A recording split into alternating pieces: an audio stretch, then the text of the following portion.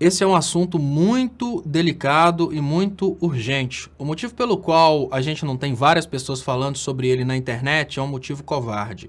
É porque quando você fala sobre coronavírus, o YouTube tira a monetização. Eu não sei porquê, mas os vídeos a respeito do coronavírus não são pagos pelo YouTube. Ele não quer se associar talvez a esse assunto. Mas eu vou falar mesmo assim e eu preciso que você compartilhe para a gente aumentar o alcance disso. Aqui no Brasil, eles estão minimizando a coisa, fazendo de conta que é só uma firulinha, é uma epidemia como outra qualquer, mas em contrapartida, os países da Europa estão completamente desesperados a respeito do coronavírus. O que eu tenho para falar é o pouco que eu sei através das dicas que estão sendo dadas fora do Brasil, porque aqui as autoridades estão simplesmente se esquivando de falar sobre esse assunto.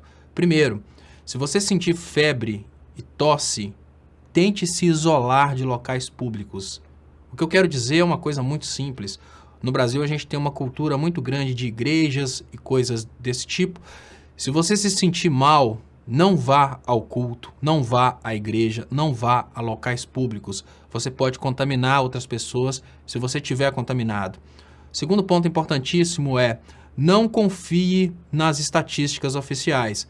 Isso porque no Brasil nós não temos a cultura de ter estatísticas médicas adequadas, assim como, infelizmente, no Brasil nós temos a cultura de muitas pessoas passarem mal e não procurarem a saúde pública porque acham que vão ter que ficar horas na fila esperando por um atendimento. Então muitas pessoas estão, às vezes, passando mal em casa, poderiam procurar a saúde pública e poderiam estar entrando nos números das estatísticas, porém, elas simplesmente ficam passando mal em casa. E a terceira coisa é, se for possível evitar, evite locais públicos. A gente não sabe ainda o que vai acontecer, o que está acontecendo, e principalmente a gente não sabe qual que é o nível de contaminação do Brasil. Olha, a chanceler alemã falou na possibilidade de 70% da população alemã ser afetada pelo vírus. No Reino Unido já falam na possibilidade de 10 mil pessoas já estarem contaminadas com esse vírus. Na Itália, mais de 600 pessoas já morreram. A China, a gente não precisa nem dizer que é o foco da coisa. Então, gente, compartilhem informações importantíssimas a respeito de como evitar a propagação dessa pandemia. Porque a nossa cultura, infelizmente, é de esconder a sujeira debaixo do tapete. E escondendo informações, a gente não vai conseguir chegar a local nenhum.